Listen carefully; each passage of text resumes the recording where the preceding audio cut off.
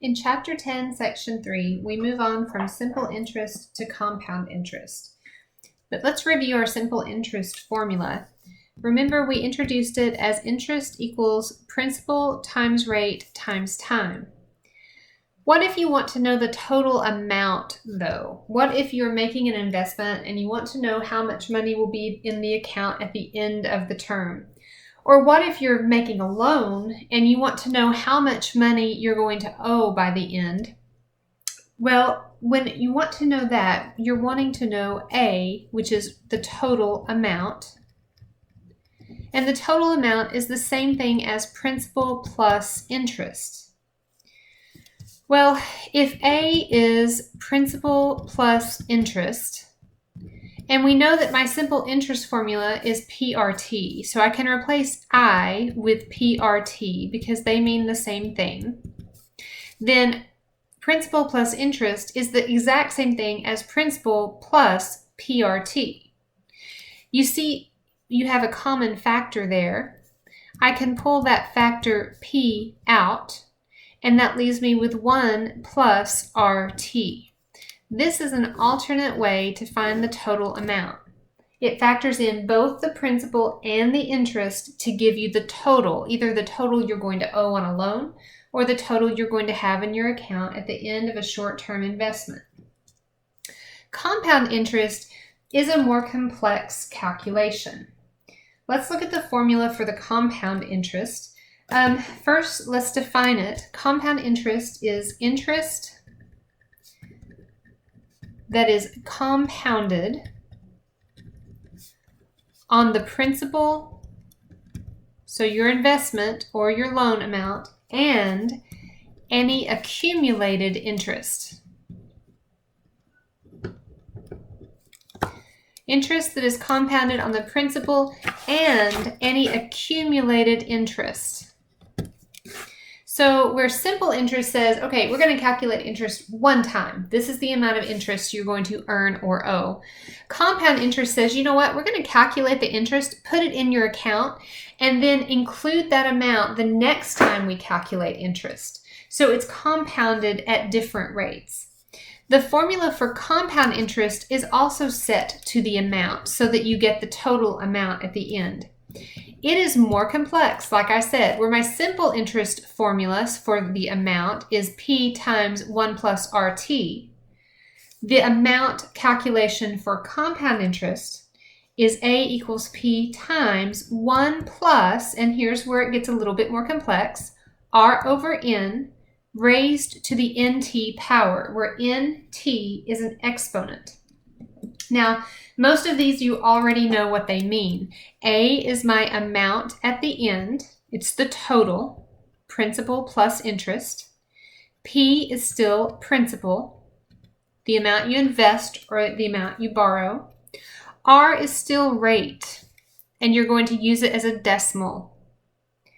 T is still term or time, and we're going to assume it is in years. N is our new variable. N tells me the number of times you're going to compound interest yearly. N is the number of times in a year that they will compound interest. It could be monthly, and N would be 12. Or it could be quarterly, and N would be 4. It could be daily, and according to Banker's rule, N would be 360. If it's any more frequently than that, we consider it to be compounded continuously. My continuous compounding formula is a little bit simpler than my regular compound interest formula. You're still setting it to the amount, but this time you have principal times e to the RT power. Now, the only new thing introduced here is E. E is what we call an irrational constant.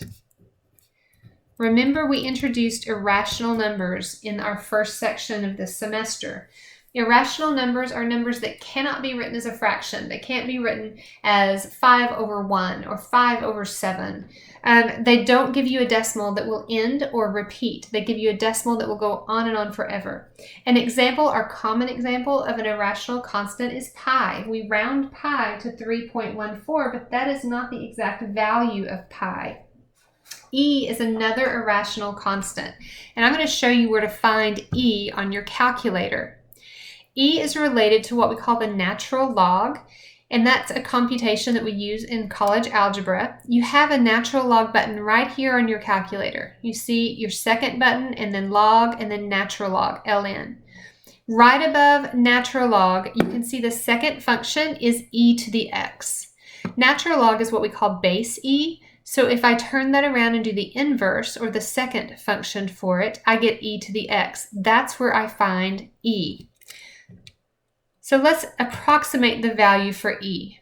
I want you to push that second function button and then the ln button, and you see e to the comes up. That shows you that it's asking you for an exponent. Well, we just want e to the first. We just want to know what E is. So I'm going to push enter, and this is my approximate rounded off value for the irrational constant E. Now I ran out of screen here, so I ran out of room. When you write it down in your notes, you can say that E is about 2.72. We're going to round it to 2 decimal places. So E is about 2.72. Now you are not going to use 2.72 in your calculations. In your calculations, you'll come to your calculator and do that second natural log to get E up in your screen. Order of operations is important here too. I'm multiplying principal times this value. You will first find e to the RT power, hit enter, and then multiply that times your principal when you're doing compound continuous problems. We're going to do some examples here in a minute. I want to go ahead and give you 2 more definitions before we start compounding interest. Effective annual yield is also called annual percentage yield, or APY.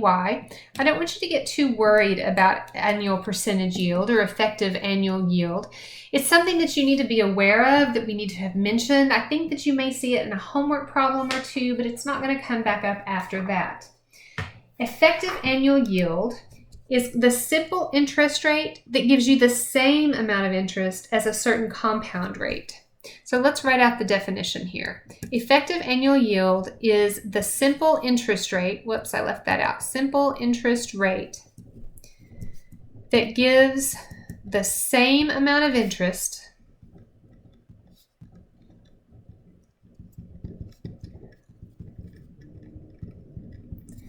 as a compound rate over a specified period of time. Now, compound interest rates are difficult for us to picture sometimes. So if we think of them in terms of simple interest rate, it's easier for us to understand them. Like I said, we're not going to work with this a lot. I did want to give it to you, give you the formula so that if you see it in your homework, you know what to use. To make it simple, we calculate it for a principal of $1. So calculate it for P equals $1 in our compound interest formula. So we take our compound interest formula and we substitute in $1 for P. And then we subtract that 1 back out so that the principal is gone, and what I'm left with is the interest. So Y is my variable for effective annual yield, or annual percentage yield. It's equal to 1 plus R over N, R over N to the NT power. Oh, I'm sorry, R over N just to the N, because we're just doing it for 1 year. So R over N, 1 plus R over N to the N power, and then we subtract that 1 back out. And that gives us what would be the simple interest rate that is comparable to a given compound rate. For, if it's quarterly, then N is 4. If it's daily, N is 360 because of our banker's rule. That's R over N and then to the N power. My final definition is going to be for present value. What if you know that at some point in the future you're going to want to buy a car and you don't want to have to borrow that money, so you want to set it aside now? Well, how much would you need to invest right now at a certain rate in order to have the money you need? Or maybe you want the down payment for a house. You're going to buy a house in 10 years and you want that down payment. Well, how much do you need to start with now? What do you need to invest now? My present value calculation gives you that. How much you need to invest today. That's my present value, to have a certain amount at some point in the future.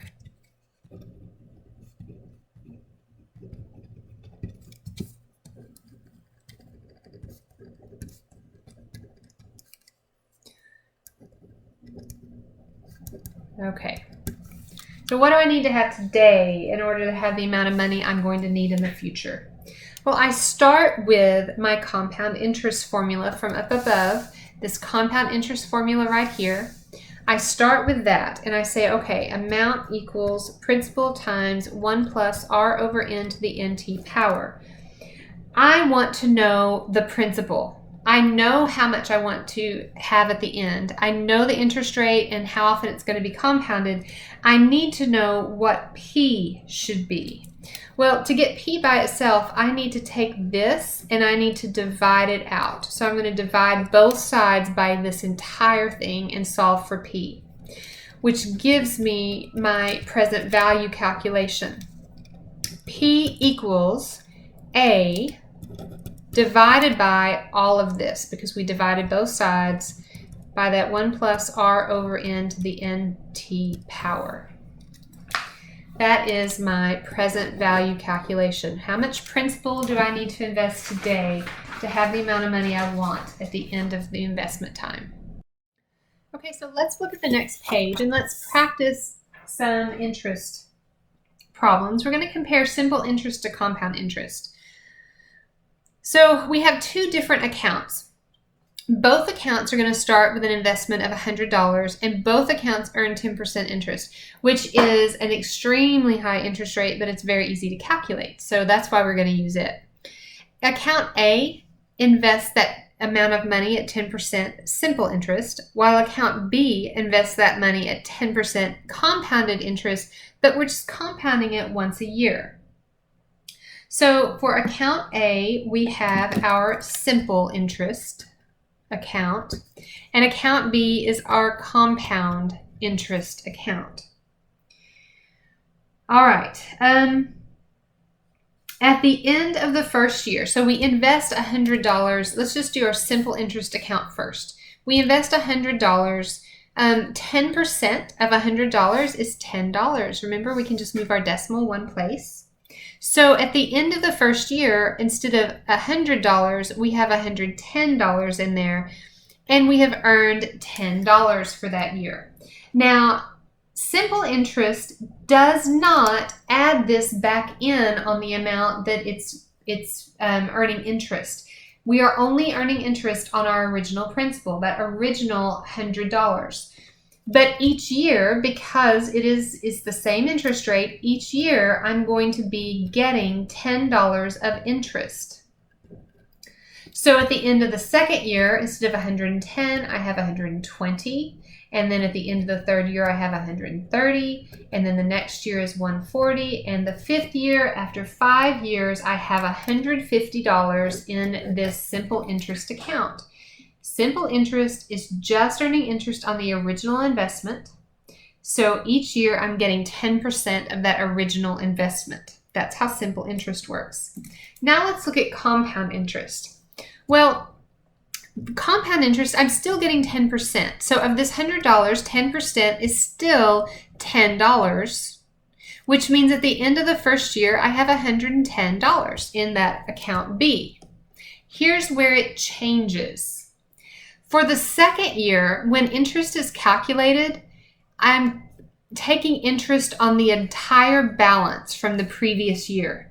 So instead of 10% of $100 for account B, now I'm finding 10% of $110. Let's move that decimal one place. So the next year I get $11 interest. 110 plus 11 is $121 in the account at the end of year 2. So you see I've got an extra dollar over here in my compound account. Okay, for the 3rd year, I earn interest on this 121. If I move my decimal one place, that's $12.10 interest this time. And if I add that to the previous year's balance, I get $133.10. For the 4th year, I'm not earning interest on just $100. I'm earning interest on $133.10. So I move my decimal one place. I see that the interest earned that year is $13.31. I have to round it to the nearest penny, don't forget that. So I add that to my previous year's balance. So this is the balance at the end of the 4th year, $146.41. That year I earned 10% interest on this amount. So that would be $14.64, rounded to the nearest penny. I add that back in, and at the end of 5 years, when interest is compounded instead of simple interest, I've got $161.05, where in the other account I only had $150. So this is my simple interest account A, and this is my compounded annually account B. Now, compounded annually is not very often, it's just one time a year. Which account has more money after 5 years? Well, obviously account B. When I compounded the money, I got more because each year I was earning interest on everything that was in the account instead of just the original $100. How much more money?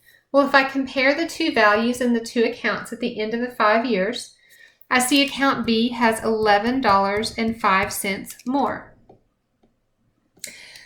All right, does the balance in account A increase by a constant amount or a changing amount? Well, when I look at this increase column, it's increasing by a constant amount.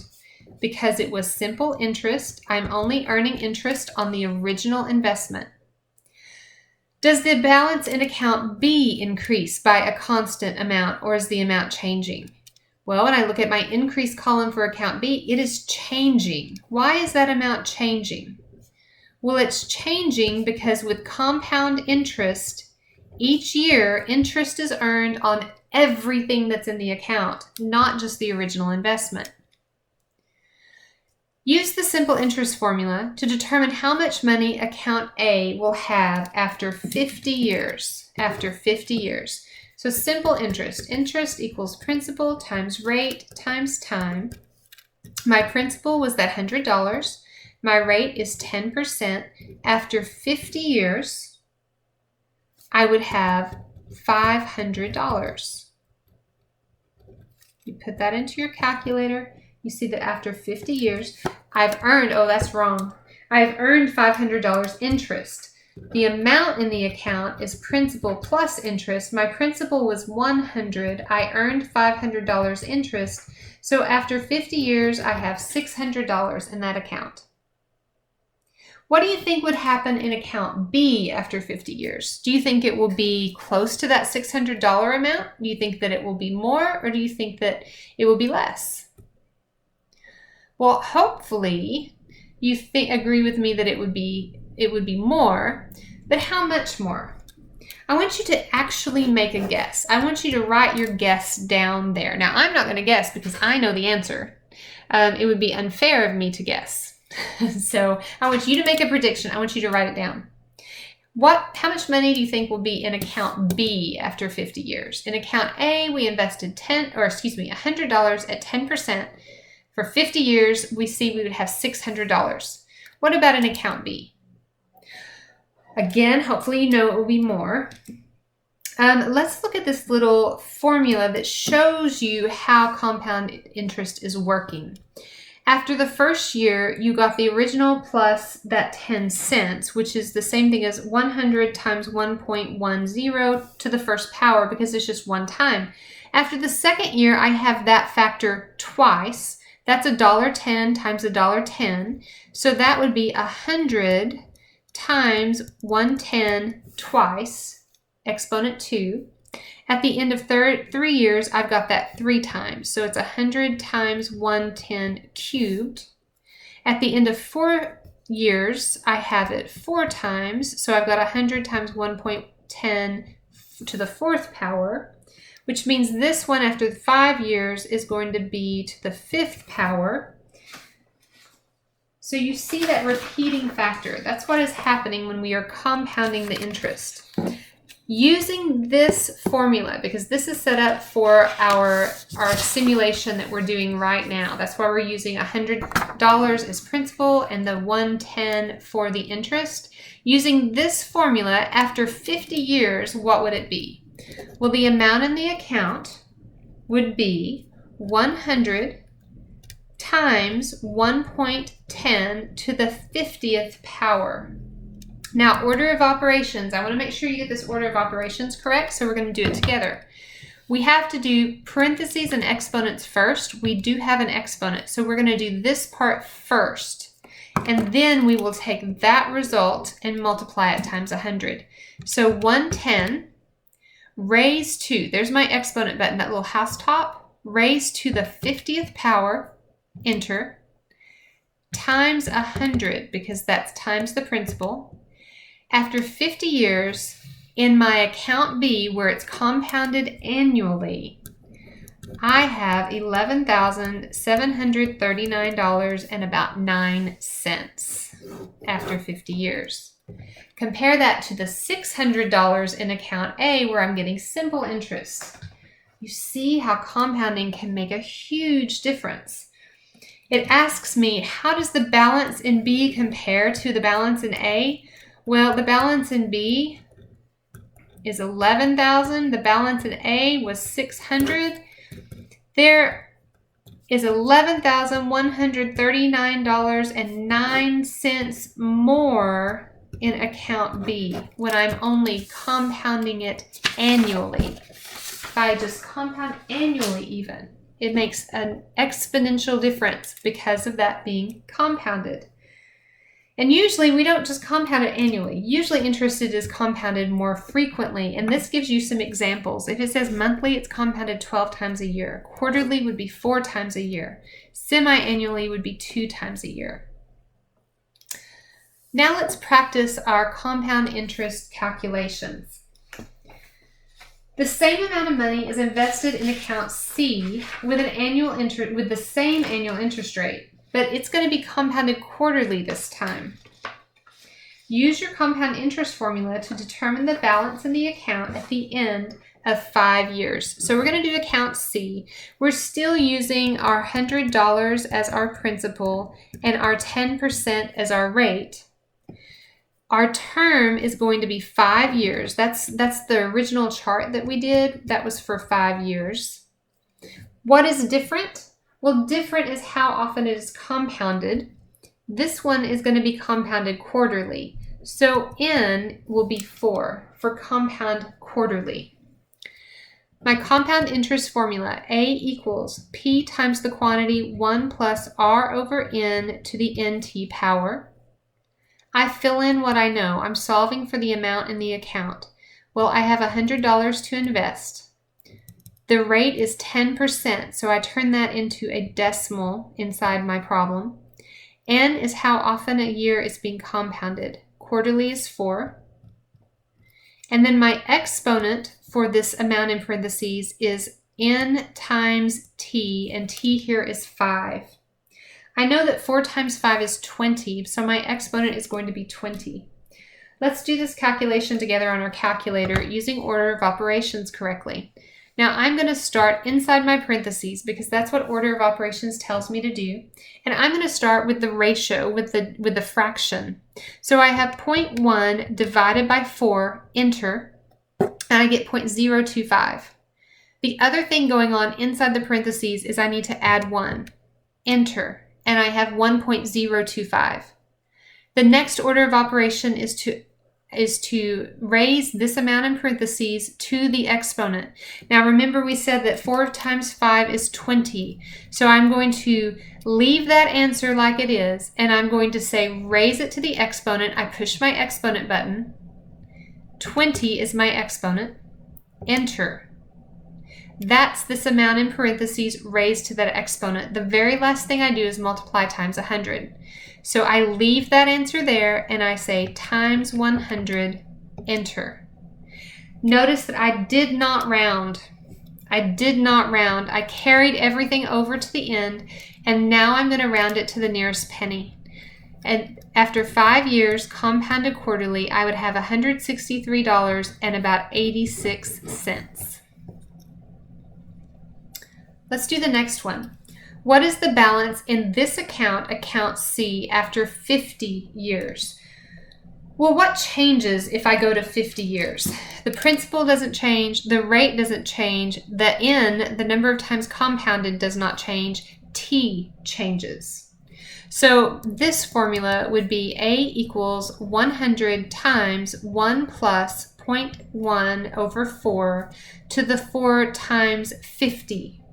Well, 4 times 5 was 20. 4 times 50 is going to be 200.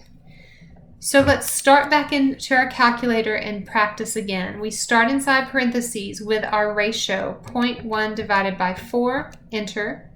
We add 1 to that, so we say plus 1, enter.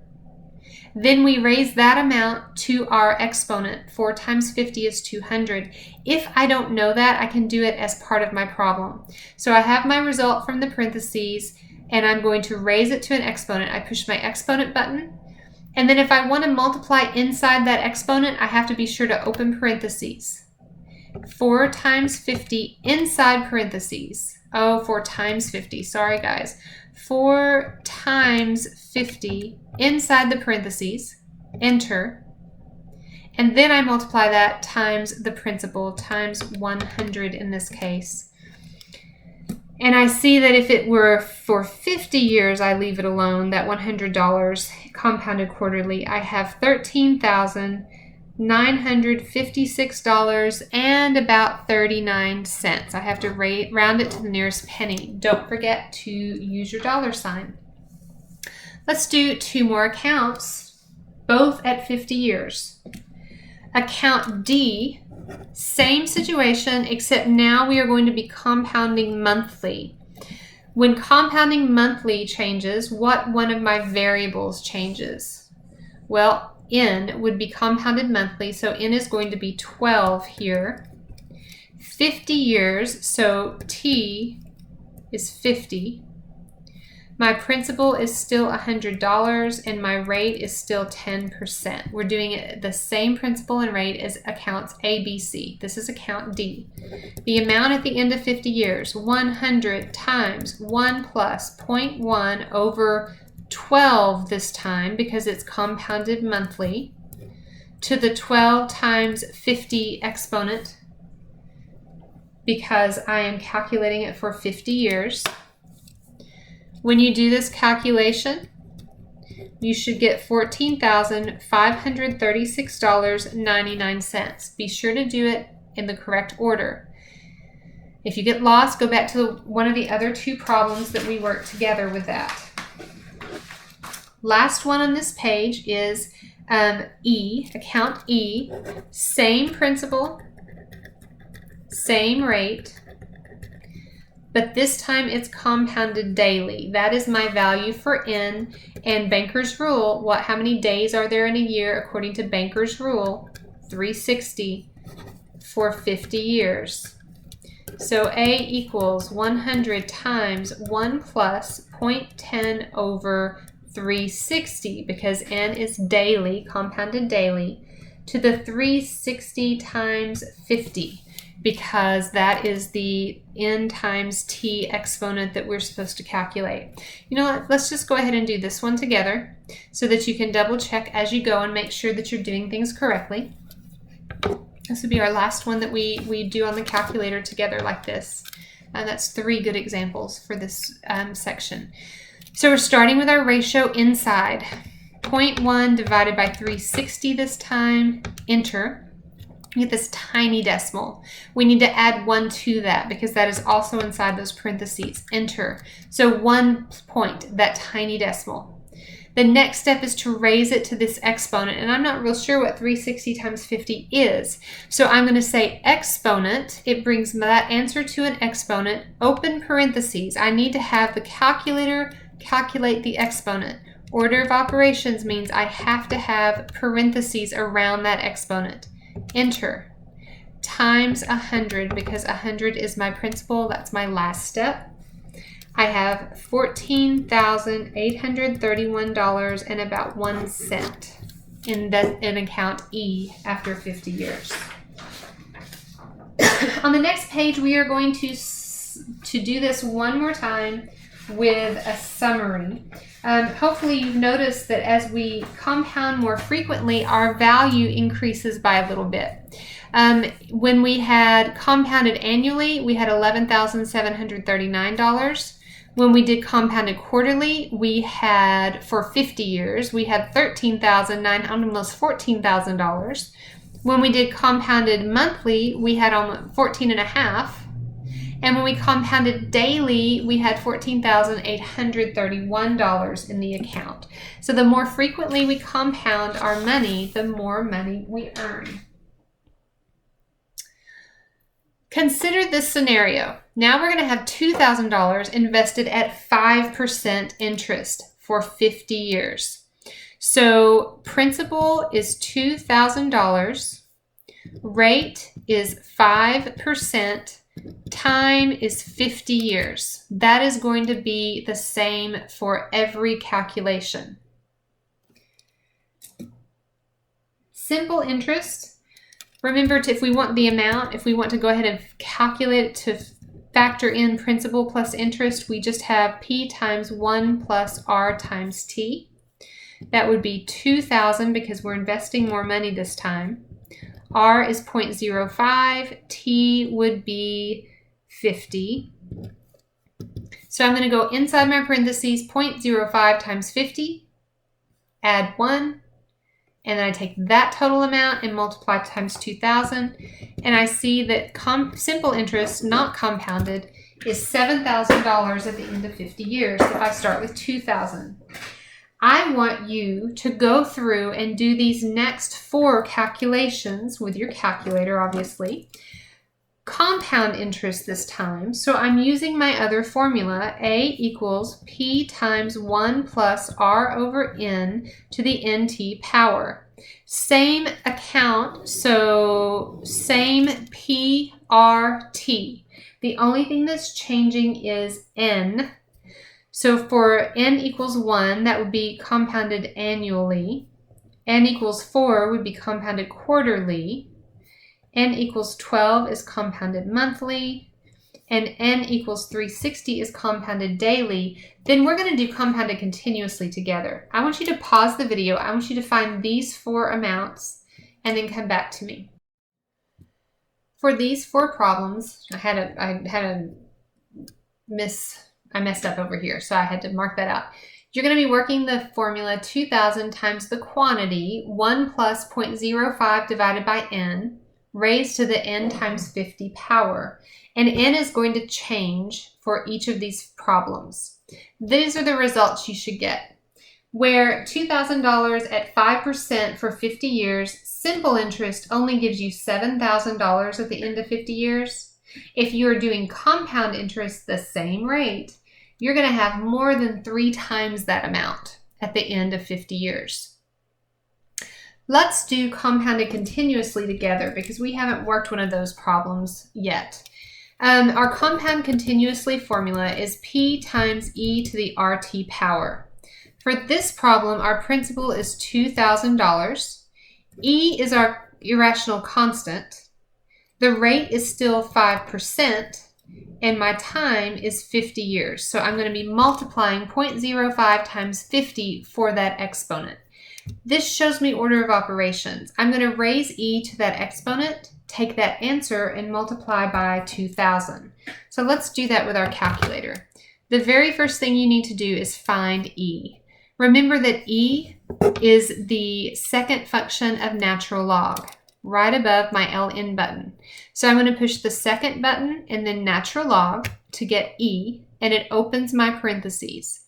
My parentheses are R times T, so 0.05 times 50. Close my parentheses because it's good form. Enter.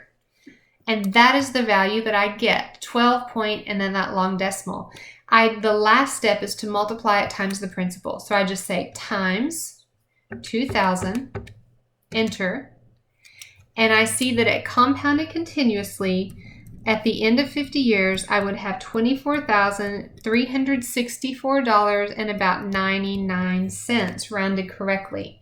If I compare compounded continuously to compounded daily, you can see that it's just a little bit more. They're really close, but it's not going to give you the same answer. So you need to make sure that you use the correct formula when you're asked for compounded continuously. Let's look at number 13 together. We're going to talk about it, and then I'm going to want you to pause your video and work them out for yourself. Come back and check. Suppose you invested $2,000, but this time at 6% for 5 years. Our principal for each calculation is $2,000. Our rate for each calculation is 6%, and our time for each calculation is 5 years. The first calculation you're going to do is our simple interest formula. Use your amount. Amount equals P times 1 plus RT. The last four are all compound interest, but N is going to change each time. Where it's compounded once a year, N is 1. Where it is compounded monthly, N is 12. Compounded daily, N is 360 because of Banker's rule. And compounded continuously, I go to my compounded continuously formula. For these three problems, I'm using A equals P times the quantity 1 plus R over N to the NT. For the first formula, I use simple interest. For these three problems, I use my compound interest. And for the last problem, I'd use my compound continuously formula. Pause your video, work those out, and then come check. Okay, these are the results you should have gotten. If it's simple interest over 5 years, you would have $2,600. You earn $600 interest. If it's compound interest, not simple interest, you're going to get more than that. And the more often you compound, the more interest you earn. Notice that again, compounded daily and compounded continuously is fairly close. In fact, for this problem, because it's only over 5 years, they're just pennies apart. All right, let's look at the next page. This is our last page for this section. Number 14 proposes, suppose you get 6% compounded interest compounded semi-annually on an investment for your son's college fund. If your son is 5, how much would you have to invest in order to have $80,000 when he is 18? This is my present value problem. This is a present value practice problem. Right now, my son is 5 years old. If I have locked in tuition and I know that he's going to need $80,000 tuition when he's 18, how much money do I need to invest right now if this is the best rate and term I can get? Well, let's think about this. We know the amount we need. We know that at the end, when our son turns 18, he's going to need $80,000. That's the total amount. We know our interest rate is 6%. We know that we're compounding semi-annually, so N is 2. What is T? What is the term of our investment? How long do we have to raise this money? Well, he's going to need it when he's 18. He's 5 now, so we have 13 years. Excuse me. Again, this is my present value calculation. So I've turned my equation around a little bit.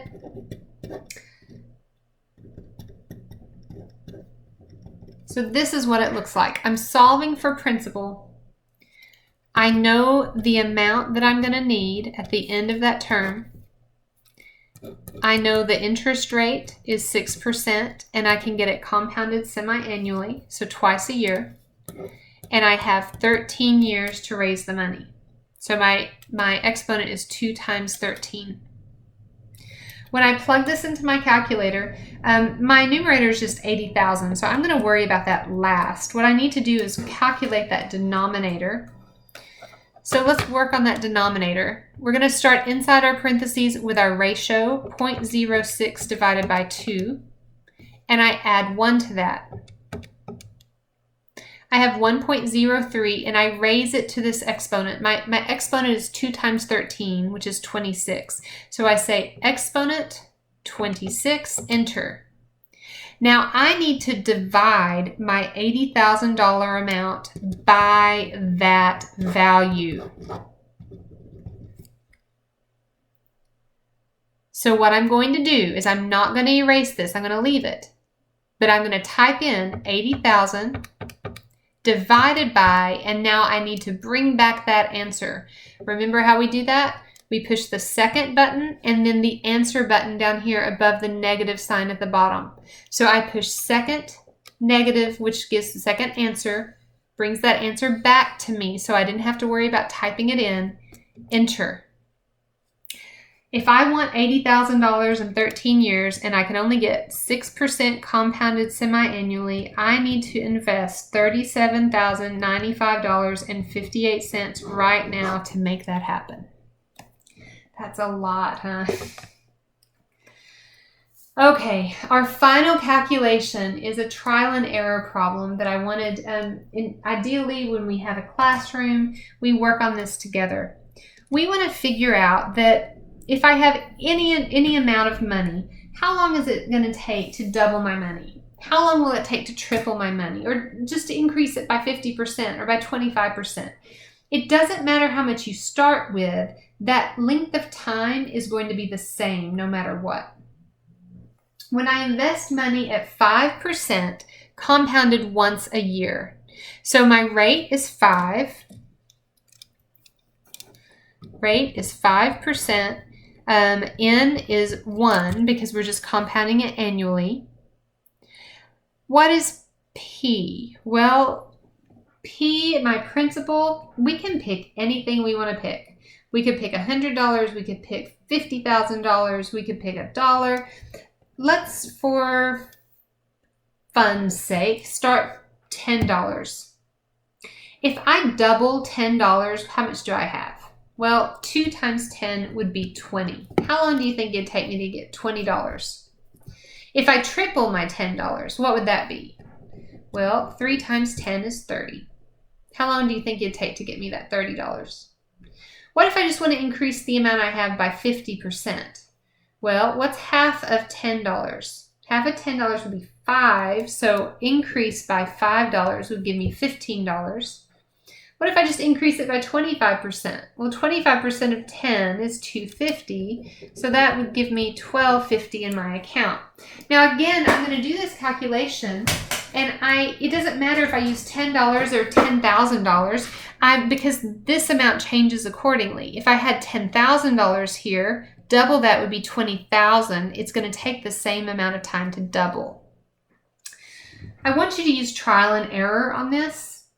So the formula, the equation that you're going to use is going to be A equals P times 1 plus R over N to the NT power, our compound interest formula. We chose $10 for our principal. Our interest rate is 5%, and it's just being compounded annually. So that's 1. So our unknown is T. That's what we don't know. Well, 0.05 divided by 1 is just 0.05, and 1 plus that is 1.05. 1 times t is just t, so this is the calculation you're doing. And you're just playing with values for t. So just guess a time in years. Maybe you start at 50 years. Do you think it might take 50 years to double your money? Maybe you think it'll take 5 years or 10 years. Come up with some values and get as close as you can get to each of these amounts. See how long it would take. What would t have to be to make that happen? It needs to be at least that. It can be a little over. We're just looking for full year answers. I want you to I want you to pause the video, play with this for a little while, and then come back to it. Okay, so let's look and see what this would be. 50 years was obviously way too big. I gave you the answers over here. If I did 50 years though, let's just say that I tried that. This is the calculation I'm using. 1.05 to the t and then times 10. So if I did 1.05 to the 50th power and then times 10, well, that's way too much. That's more than $114. Well, so that amount in the account would be 114.67. That's way more than I needed. I just needed 20 or 30 or $15. So I'm going to cut way back on that. If I went to 5 years, I would have gotten this other one first. I would have said 1.05 to the 5th power and then multiply that times 10, my principal. Well, that's 1276. That is just a little bit more than 1250. So it would take me just almost 5 years to increase my $10 by 25%. Or if it was $10,000, it would take me just almost 5 years to increase it by 25%. Any amount is going to take that long to increase by 25%. If you do 15 years, 1.05 to the 15th power gives you 2.078 times your principal of $10 gets me to $20.79. So 15 years is $20.79. That is just over doubling my money. So that's why I chose 15 years there. Okay, very good.